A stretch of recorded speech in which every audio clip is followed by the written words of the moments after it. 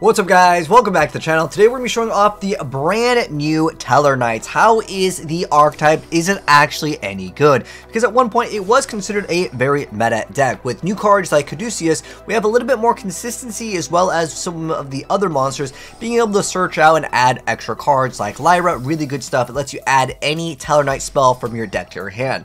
Most of the effects are going to be like a once per turn for the most part, but they get their effects when there are normal or special summons. So what's kind of the go-to play for the deck now? Well, unfortunately it did get lava golemed over here, but the go-to play seems to be like what you try to make is a diamond. Turn 1. Diamond's actually a pretty good card because it makes it so neither player can send cards from the deck to the graveyard, and for certain matchups this could be an absolute blowout. But then also, when your opponent's dark monster activates its effect, you detach a material from this card, negate the activation, and destroy it. So there are some certain matchups that could favor this archetype unless you want to play like DNA Surgery Transplant to convert everything.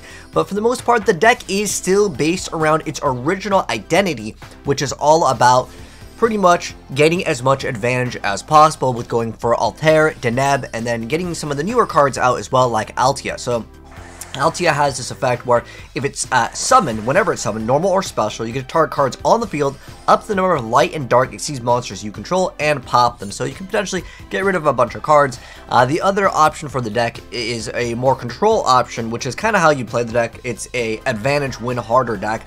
But you can go for cards like Trivia to bounce back everything, so all of your massive floodgates like the Goza match, Rivalry of Warlords, you can use Fog Blades again and again, and other continuous stuff which we'll go into when we get into the deck profile, courtesy of Bob's build over here. So we'll check it out. So this is up against Labyrinth. Labyrinth is kind of what I would consider a relatively slower based deck compared to, like, you know, modern YuGiOh. Most decks can OTK quite fast. It's possible to OTK in Labyrinth, but just in general, is it going to be a deck that consistently is going to throw out FTK, OTK plays? I would say not really.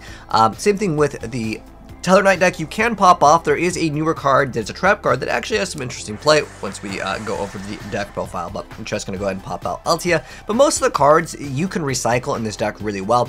The other newer card is the TellarKnight Constellar, which lets you instantly special summon a TellarKnight or Constellar monster from your hand or graveyard. Then you get to target a TellarKnight or Constellar exceeds monster control and special summon from your extra deck one TellarKnight or Constellar exceeds monster with a different rank that monster that you control using as material.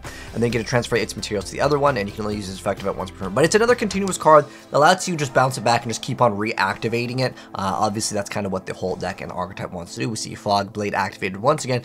And because the deck can easily make lots of different rank 4s in the game, and then you could stack on to make, like, you know, rank 5 monsters. You can see this Metaverse is activated. It's going to go ahead and activate the field spell, but Altair coming out, Altair, Neb, Altia also going to be coming out as well.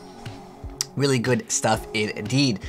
So yeah, Altia is just that whenever you special summon a card, you get to bring back this card. So it's basically a rank form spam deck, which again, it's been the same thing that it's always been.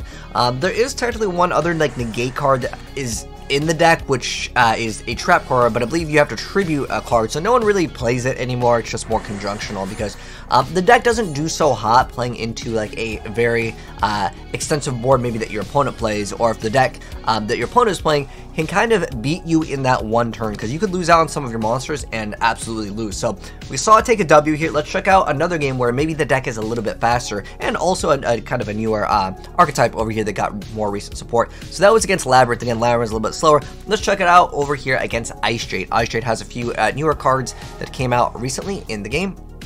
So we'll see how this plays. So we're going to see that card get imperm.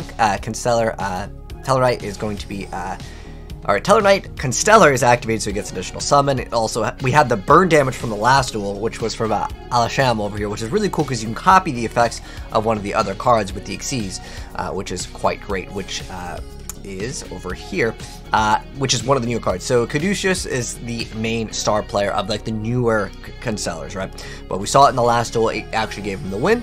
So the Ice Jade player is going to make the Ice Jade Evergreen Gimmer.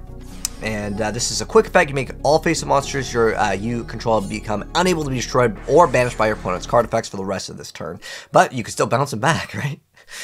Which is good. But nonetheless, Altair, bring back Diamond. Now he gets hit up with a Super Polymerization. So I think it almost still has the first problem that Glad Beast, Blackwings had way back in the old school Yu-Gi-Oh days, is if your first summon gets stopped, you are kind of out unless you can reactivate TellarKnight Constellar, which gets you that additional summon. But it's already going to be on the field, and usually don't play multiple because the whole goal is to trigger, bounce back. So it's a resource heavy deck, as in you play for the advantage, you play for the long game. If the archetype can kind of deal with that one summon and you lose out in that summon, your whole deck falls apart, I would say, relatively quick. You need some additional summon, but I'll give you guys the deck profile for you guys right here. The other card I did want to mention that could be interesting, it just gives you that second wind in the deck. It's called Double Hooking. It is basically Call of the Haunted, but a super beefed up one. So you discard a card, then you can target 2 monsters in your graveyard and then special summon them. And then when any of the targeted monsters in the field, you destroy this card. So it does also linger, kind of similar to Call of the Haunted, but you get double monsters. And then obviously you're just more likely going to exceed with the monsters. And then you go over Trigger, bounce this card back. You guys get the idea. As you saw from the first duel, where if the duel prolongs, cards like Fogblade, cards like Crackdown, goes in match Revelry World, it's like these could be instant win conditions. But the problem with this deck is it's very match-up dependent. The whole, like, you can't send cards from the deck to the graveyard. That can absolutely beat certain decks, or if it requires like lights and darks or very specific things, it's a little bit conditional. But let me go and mouse over the cards over here in case any of you guys didn't want the deck profile, but I figured I'll show you guys the deck taking a W, taking an L. And so the main problem I would say is really coming down to it doesn't have a first turn insane setup, so many negates to the point where your opponent cannot play, unless you want to max out on like Ravelry and Goes in Match, and with those cards, yes, you can automatically win, but that's not very specific to this archetype, although everything in the entire deck is like Light Warrior. Well, I mean, there's this card, but it's a kind of an exception here. There's like a tech that Bob was putting in for his build.